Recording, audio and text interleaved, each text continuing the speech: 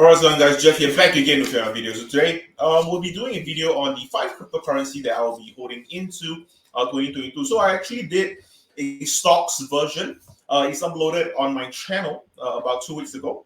And in the stocks version for the 5 different stocks that I want to hold in 2022, I actually created this sort of challenge where I actually give myself 15 points and do the whole point system base so that I wouldn't basically create this sort of powerhouse entity where I just hold 5 different stocks, which is basically your FANG. So I think that's too overpowered for me to basically just tell you guys, these are the 5 stocks that you can hold, the safest and all. So for crypto-wise, I kind of can't do the same thing simply because I do not know enough about cryptocurrency for me to actually do something along those lines. So basically today I'll actually, first of all, take away 2 of the components from cryptocurrency, which would be Bitcoin and Ethereum. I'll take these 2 out of the loop first, and then I'll talk about the 5 different altcoins that I'll be holding into 2022. Okay, so first of all, I'll start with Polkadot. Okay, Polkadot.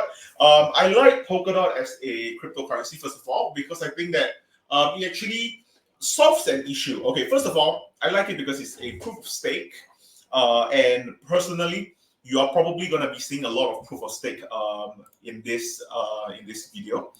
So right now, Polkadot, you can see that Polkadot is currently at $16.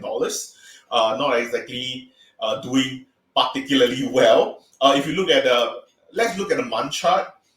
Yeah, it hasn't really been performing well. It kept on going down and down and down. Right now, it's about $16 or so. Which, first of all, I'm not super duper worried because I bought a lot at $14, and this was when Polkadot actually crashed. So technically, I'm still above my buying price, but of course, my average price is about $22 or so, $22 or $24, one or the other. I can't really remember. So yeah, I like Polkadot a lot, but the reason why I like Polkadot a lot is also because it acts as this form of glue between various blockchain. So the good thing about Polkadot is that it actually serves as a middle blockchain between 2 different blockchains. Kind of like a connector, like a bridge between 2 blockchains, which is why I like Polkadot. Because first of all, if you're able to serve this kind of purpose, personally for myself, I really like middlemen in a lot of things. I feel that middlemen bring a lot of value to a lot of different deals in life. And because of that, I think Polkadot really brings a lot to the table. And right now, Polkadot is also working towards a layer 0 protocol, allowing your various cryptocurrency blockchains to basically communicate with one another, which was what I was actually saying before. And because of that, they are also trying to get to a form of so-called better security.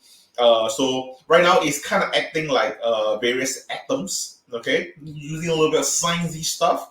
It kind of works as like various atoms coming together to strengthen the entire blockchain, which is why I think Polkadot is definitely going to be very, very interesting. And also something to actually take note of is also that because Polkadot is more inflationary than deflationary. So right now it's about like 10% or so without any supply cap. Unlike your Bitcoin and such. So, of course, in order for you to actually go against the whole 10% inflationary module of this entire coin, it actually comes with high APY when you actually do the staking, which is currently giving you about 12 to 18%, depending on what are the platforms that you're actually staking your Polkadot on.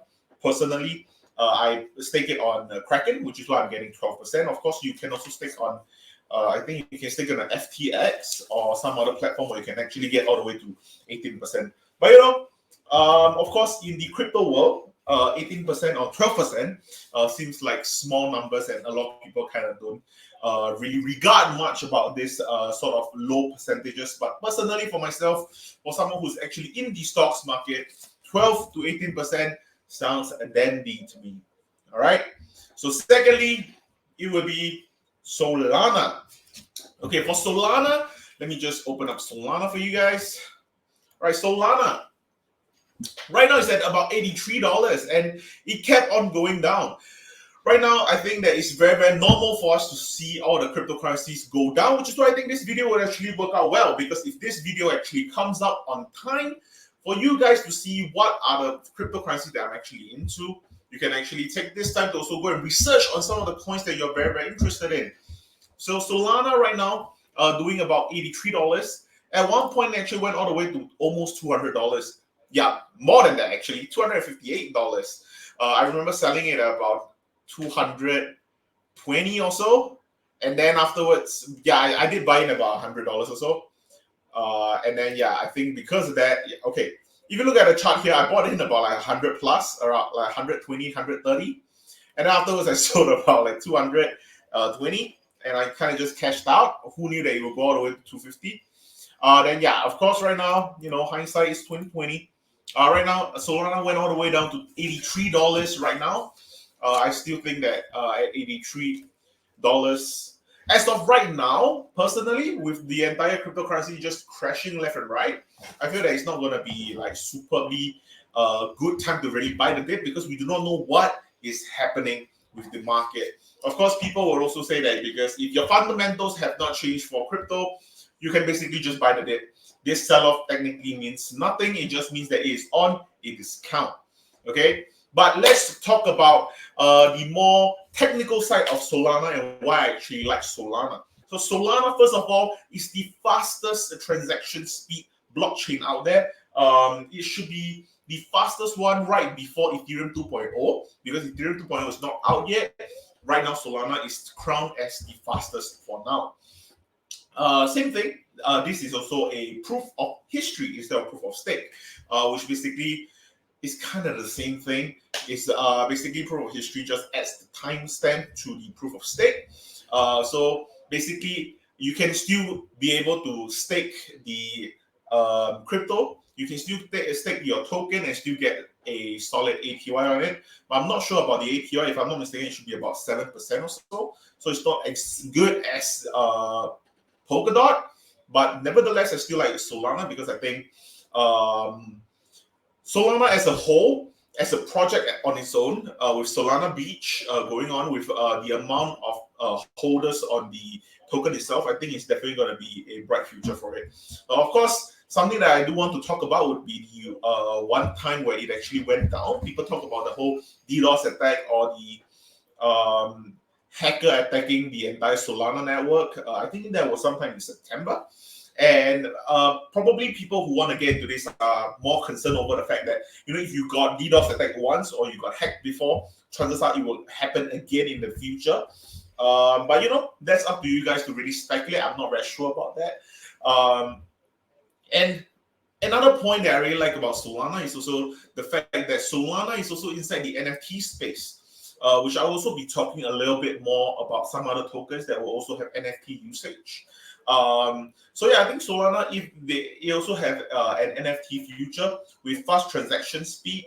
I think that the last part of it will be governance for the Solana, which is slightly disadvantage to the entire token, because a lot of people kind of like the fact that it is decentralized, not centralized. Hence, people really get into the whole decentralized finance. And yeah, I think that right now Solana do have about 30 council tokens, which is kind of like forming this sort of government body with like 30 people governing the entire blockchain itself on Solana Beach. But other than that, I really think that Solana is definitely going to be one to really look out for. All right, the next one we have Terra Luna. All right, Terra Luna right now at about $61. I'm actually quite upset that Terra Luna actually went down this much. But at the same time, I'm quite happy because I sold a lot of my Terra Luna at $90.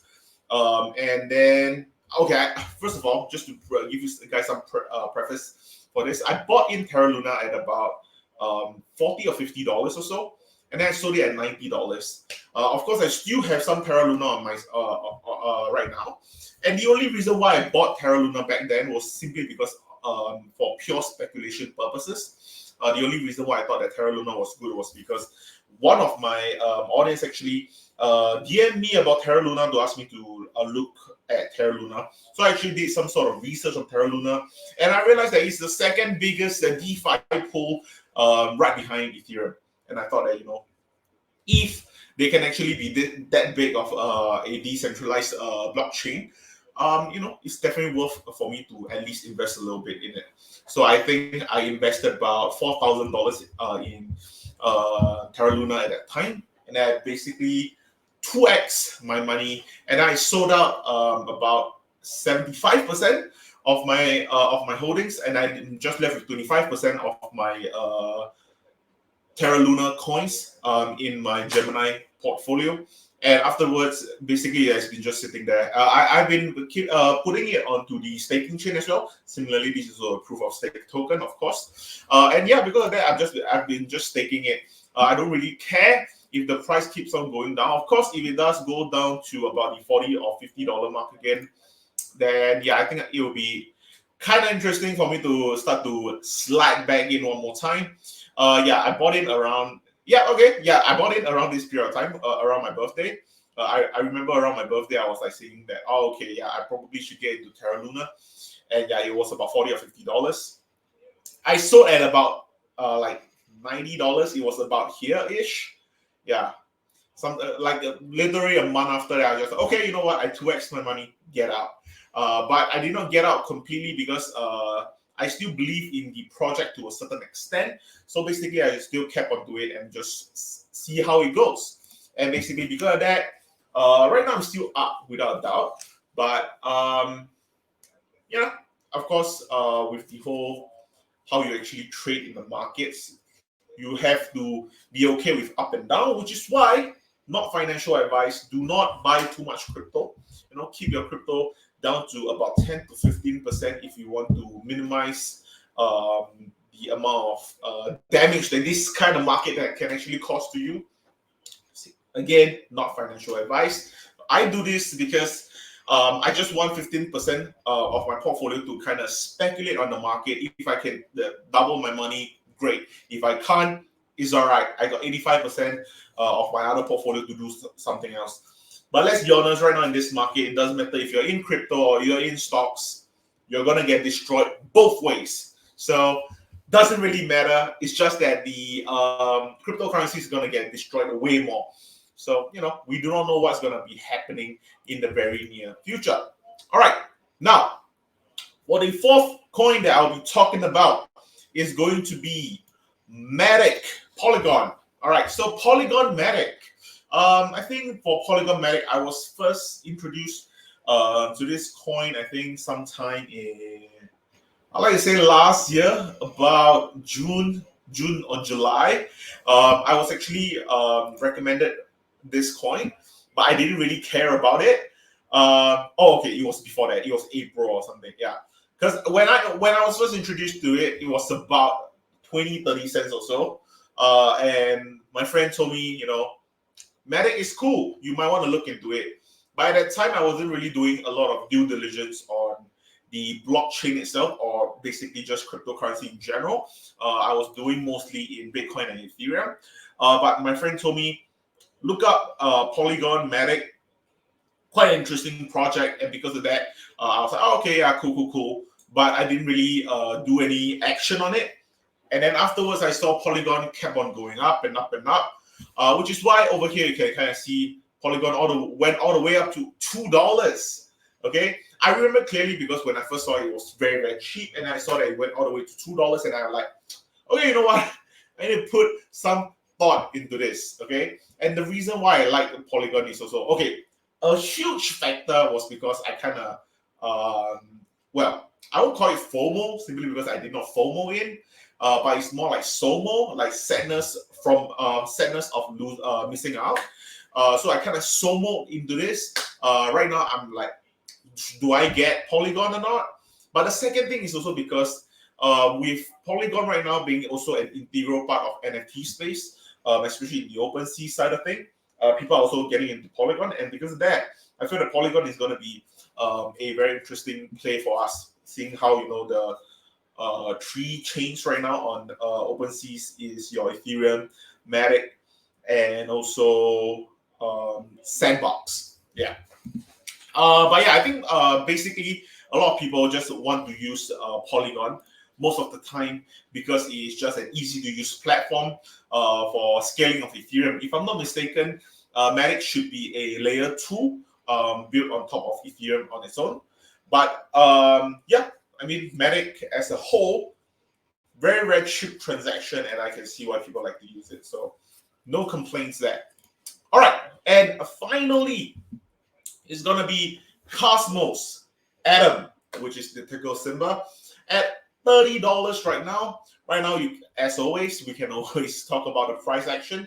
It has been going down, but the thing is that, personally speaking, I like Cosmos because it actually did not really get destroyed by this current bear cycle in the cryptocurrency bear market in that sense. So right now, if we actually look in the past month or so, Cosmos actually been around the same price. If you actually take 1 month ago at about December or so, it was about $31 to like $30 or so. Okay, let's just put it at $30. It went all the way up to about $43. Yeah, it went not more than $45 and it just went back down to $30 or so.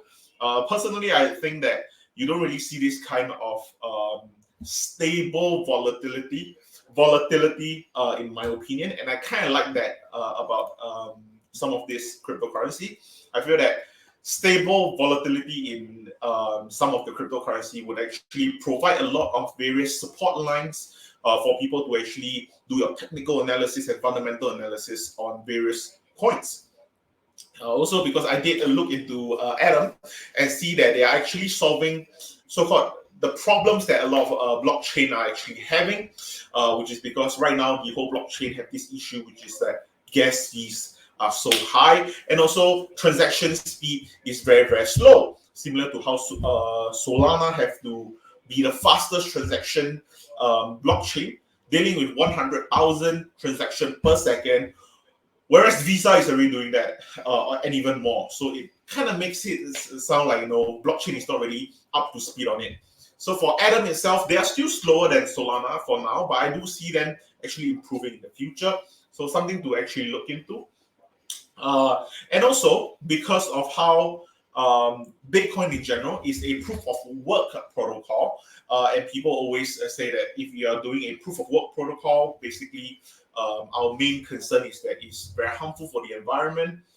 With the amount of energy usage that actually comes, that is actually needed for you to so-called mine for all these sort of crypto tokens out there, it's actually very and environment unfriendly.